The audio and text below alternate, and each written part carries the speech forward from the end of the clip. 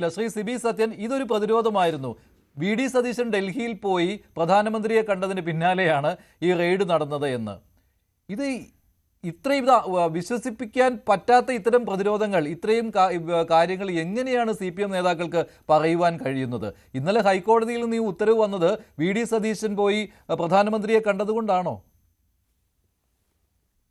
മഞ്ജുഷ, അതിൽ ഉത്തരം പറയുന്നതിന് മുമ്പ് ഞാൻ ഒന്ന് രണ്ട് കാര്യങ്ങളൊന്ന് പറയാം. ആദ്യത്തേത്, ഈ ഇന്ററിം സെറ്റിൽമെന്റ് ബോർഡിന്റെ ഒരു വിധിയിൽ വളരെ കൃത്യമായിട്ട് എഴുതി വെച്ചിരുന്ന ഒരു വരിയുണ്ട്. അതായത് സംസ്ഥാന രാഷ്ട്രീയത്തിലെ ഒരു വലിയ പ്രമുഖന്റെ അടുത്ത ബന്ധുവായത് കാരണമാണ് ഈ എമൗണ്ട് വീണ വിജയന്റെ എക്സാലോജിക് എന്ന് പറയുന്ന കമ്പനിക്ക് കൊടുത്തത് എന്ന് അതൊരു മാസപ്പടിയായിട്ട് കരുതണം എന്നുള്ള രീതിയിലുള്ള അർത്ഥം വരുന്ന ഒരു ജഡ്ജ്മെന്റ് ഇന്ററിം സെറ്റിൽമെന്റ് ബോർഡിന്റെ ഭാഗത്തുനിന്ന് ഉണ്ടായിട്ടുണ്ട്. അപ്പം ഈ ഭാഗത്ത് നമ്മൾ ഇനി ഇവിടെ നിന്ന് നമ്മൾ ഒരു അല്പം പുറകോട്ട് പോകേണ്ടതുണ്ട്. അതായത് ആ പുറകോട്ട് പോകൽ കേരളത്തിലെ മാധ്യമങ്ങൾ അധികം അന്വേഷിക്കാത്ത ഒരു കാര്യമാണ്, ചെയ്യാത്ത ഒരു കാര്യമാണ്.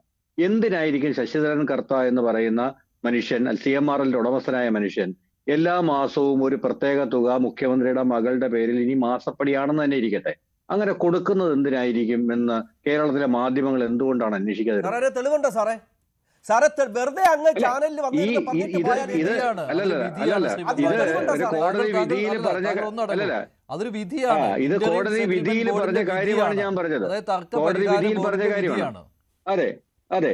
അപ്പൊ നമ്മൾ ഇതിന്റെ ബാക്ക്ഗ്രൗണ്ട് നോക്കുമ്പോൾ ഇതിനകത്ത് ഒരു കാര്യം മനസ്സിലാക്കേണ്ടത്, ഞാൻ ഈ ശശിധരൻ കർത്ത എന്ന പേര് ആദ്യമായിട്ട് കേൾക്കുന്നത് ആലപ്പാട്, കരുനാഗപ്പള്ളിക്ക് പടിഞ്ഞാറ് ആലപ്പാട് എന്ന് പറയുന്ന ഗ്രാമത്തില് കരിമണൽ ഖനനം വൻതോതിൽ നടക്കുമ്പോൾ അതിനെതിരെ ഒരു സമര പരിപാടി നടന്നിരുന്നു. അപ്പൊ അതിന്റെ ഭാഗമായിട്ട് അവിടെ ചെന്നപ്പോഴാണ് ഈ ശശിധരൻ കർത്ത എന്ന് പറയുന്ന പേര് ഞാൻ ആദ്യമായിട്ട് കേൾക്കുന്നത്. അപ്പൊ എനിക്ക് മനസ്സിലായി, നാട്ടുകാർ പറയുന്നത് എന്താണെന്ന് എനിക്ക് 100% ഉറപ്പില്ല. പക്ഷെ നാട്ടുകാർ പറയുന്നത് അവിടുത്തെ ഓരോ മണൽ പാസും, ഒരു മണൽ പാസിന്റെ പുറത്ത് കടത്തുന്ന നമ്പർ ഓഫ് ലോറികളുടെ എണ്ണം വളരെ കൂടുതലാണ്. ഇത് കരുനാഗപ്പള്ളിയിൽ നിന്ന് തിരുവനന്തപുരം ഭാഗത്തേക്ക് പോകുന്നതിന് പകരം ഇതിലെ പാതിയിലേറെ ലോറികൾ ഇത് എറണാകുളം ഭാഗത്തേക്കാണ് പോകുന്നത്. അതായത് ഇന്ത്യൻ റെയർ എർത്ത്സും KMML അടക്കമുള്ള മണ്ണെടുക്കുന്ന കമ്പനികളുടെ മണ്ണ്, ഈ കരിമണൽ പകുതിയിലേറെ എറണാകുളം ഭാഗത്തേക്കാണ് പോകുന്നത്.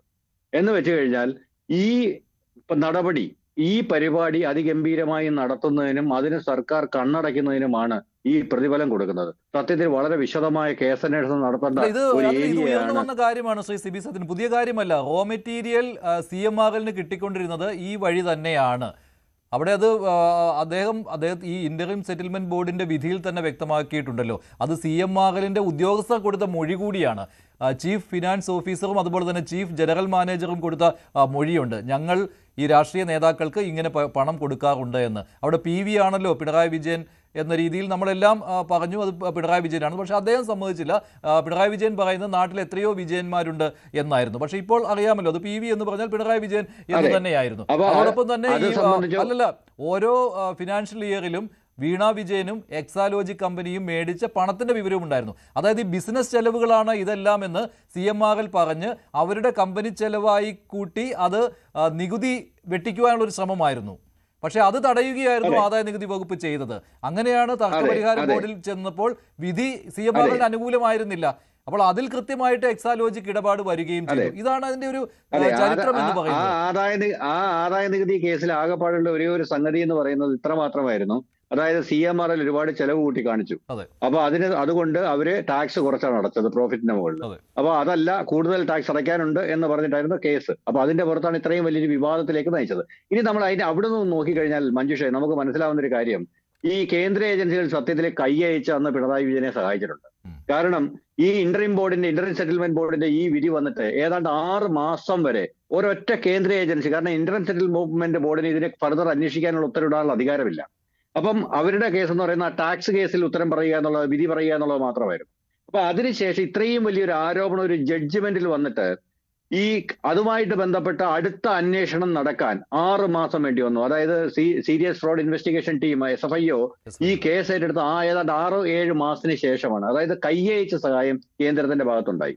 എന്നിട്ട് തന്നെ വളരെ സ്ലോയിലായിരുന്നു. ഓക്കെ, ഇപ്പൊ ഞാൻ ഇന്ന് ഈ നടക്കുന്ന റെയ്ഡിനെ സംബന്ധിച്ചിട്ട് എനിക്ക് 2 അഭിപ്രായങ്ങളാണുള്ളത്. ഒന്ന്, ഇത്രയും നാൾ കൈയയച്ച് ശ്രീ പിണറായി വിജയനെ സഹായിച്ച കേന്ദ്ര സർക്കാർ അധികാരം തീർന്നപ്പോൾ അദ്ദേഹത്തെ ഒന്നുകിൽ കറിവേപ്പില പോലെ എടുത്തു കളഞ്ഞു. അതിന്റെ ഭാഗമായിട്ടാണ് ഈ റെയ്ഡ് ഇപ്പോൾ നടക്കുന്നത്. ഇനി രണ്ടാമത്തത് അല്ല, അതിനിടയിൽ ഈ കോടതിയുടെ റെയ്ഡിന്റെ ഇടപെടൽ ഏറ്റവും വലിയ ഉണ്ടല്ലോ ശ്രീ സിബി സത്യൻ. അതെ അതുണ്ട് അത് ഞാൻ പൂർണ്ണമായി അംഗീകരിക്കുന്നു. രണ്ടാമത്തെ കേസ് പക്ഷേ കോടതി ഇടപെടുന്നതിന് മുമ്പ് ഈ റെയ്ഡ് നടക്കാമായിരുന്നുള്ള കാര്യം അങ്ങ് മറക്കരുത്. ഇനി രണ്ടാമത്തെ കേസ് കാര്യത്തിൽ പക്ഷേ അന്വേഷണം നടത്താൻ ബുദ്ധിമുട്ടുണ്ടായിരുന്നു, കോടതി ഇടപെട്ടിരുന്നുവല്ലോ. അല്ല, ഇടപെടുന്നതിന് മുമ്പ് ഇത് നടത്താമായിരുന്നു എന്നാണ് ഞാൻ പറഞ്ഞത്. ഓക്കെ, ഇനി അടുത്ത സംഭവം ഞാൻ പറഞ്ഞുതരാം. ഇനി നമ്മൾ ഇന്നെടുത്ത് നോക്കുമ്പോൾ ഈ സംഭവത്തിലെ ഏറ്റവും വലിയ പൊളിറ്റിക്കൽ ബെനിഫിഷ്യറി ആരാണ്? ഈ റെയ്ഡിന്റെ ഏറ്റവും വലിയ പൊളിറ്റിക്കൽ ബെനിഫിഷ്യറി ആരാണ്? ഇന്നത്തെ നിലയിൽ ശ്രീ പിണറായി വിജയനാണ്. കാരണം കേരളത്തിലെ CPM-ന്റെ ഒരു ബ്രാഞ്ച് കമ്മിറ്റി മുതൽ ഏരിയ കമ്മിറ്റി മുതൽ ലോക്കൽ കമ്മിറ്റി മുതൽ ജില്ലാ കമ്മിറ്റികളടക്കം ചവിട്ടി തേക്കുകയാണ് ശ്രീ പിണറായി വിജയനെയും ശ്രീ MV ഗോവിന്ദനെയും. അവരുടെ മോശപ്പെട്ട പ്രവർത്തികളുടെ പേരിൽ, അവരുടെ അഹങ്കാരത്തിന്റെ പേരിൽ, അവർ പറഞ്ഞ വാക്കുകളുടെ പേരിൽ പിണറായി വിജയനെ രണ്ടാമത് ഇപ്പോൾ പ്രതിപക്ഷ നേതാവായി അവരോധിച്ചതിനെതിരെയൊക്കെ ഈ ലോക്കൽ കമ്മിറ്റികളും ബ്രാഞ്ച് കമ്മിറ്റികളും അടക്കം ചവിട്ടി തേച്ചുകൊണ്ട് നിൽക്കുന്ന ഒരു കാലത്ത് ഈ പറഞ്ഞ ഈ റെയ്ഡ്, ഇന്ന് നടന്ന റെയ്ഡ് വീണാ വിജയനെതിരെ, പിണറായി വിജയൻ അതിനകത്ത് കക്ഷി പോലുമല്ല, പക്ഷേ വീണാ വിജയനെതിരെ നടന്ന ഈ റെയ്ഡിന്റെ ഏറ്റവും വലിയ പൊളിറ്റിക്കൽ ബെനിഫിഷ്യറിയായി മാറിയിരിക്കുന്നു ശ്രീ പിണറായി വിജയൻ. ബ്രാഞ്ച് കമ്മിറ്റി മുതൽ പന്തം കൊളുത്തി പ്രകടനം നടത്താൻ ശ്രീ MV ഗോവിന്ദൻ ആഹ്വാനം ചെയ്തിരിക്കുകയാണ്. അപ്പൊ ചുരുക്കത്തിൽ ഈ റെയ്ഡ് പിണറായി വിജയനെ നിലവിൽ ഒരു വലിയ പൊളിറ്റിക്കൽ സ്റ്റോമിൽ നിന്ന് രക്ഷിക്കുകയാണ് ചെയ്തത്.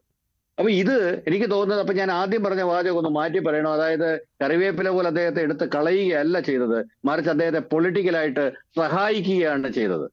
അപ്പൊ ഇത്രയും വലിയ ഈ പറഞ്ഞ പൂർണ്ണമായിട്ടും അങ്ങനെ പറയാൻ പറ്റുമോ ശ്രീ സിബി സത്യൻ? ഈ ഘട്ടത്തിൽ പിണറായി വിജയനെതിരെ ഇങ്ങനെ നടപടി വരണമെന്ന് ആഗ്രഹിക്കുന്നവരായിരിക്കില്ലേ പാർട്ടിയിലുള്ള ആളുകൾ? കാരണം സാധാരണ അത്രയും വലിയൊരു അടി പിണറായി വിജയന് കിട്ടിയത് പാർട്ടിക്കാർ കൂടി വിചാരിച്ചത് കൊണ്ടാണ്.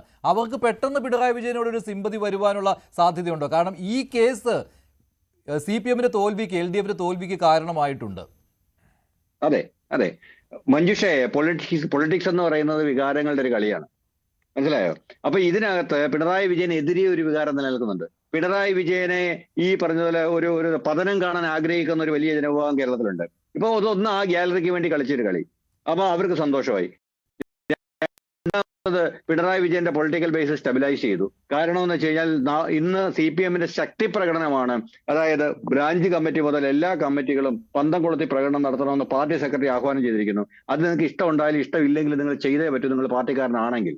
അങ്ങനെ കേരളത്തിന്റെ മുക്കിലും മൂലയിലും നടക്കുന്ന ഈ പരിപാടി, ഈ പന്തം കൊളുത്തി പ്രകടനം ആത്യന്തികമായിട്ട് പാർട്ടിയെ അല്ല ശക്തിപ്പെടുത്തുന്നത്, മറിച്ച് പിണറായി വിജയനുള്ള പിന്തുണയെ സ്റ്റെബിലൈസ് ചെയ്യുകയാണ്. പിണറായി വിജയനെതിരെ പ്രതിപക്ഷ നേതാവ് എന്ന് പറയുന്ന സ്ഥാനത്ത് അദ്ദേഹം വന്നതിനെതിരെ പാർട്ടിക്കുള്ളിൽ നിന്ന് വന്ന പ്രതിഷേധത്തിന്റെ വലിയൊരു സ്വരത്തെ അടിച്ചമർത്താൻ ഈ പരിപാടിക്ക് സാധിക്കും എന്ന് നമുക്ക് സാധാരണഗതിയിൽ കൃത്യമായിട്ട് മനസ്സിലാക്കാം. MS വേണുഗോപാൽ, താങ്കൾ അതിനോട്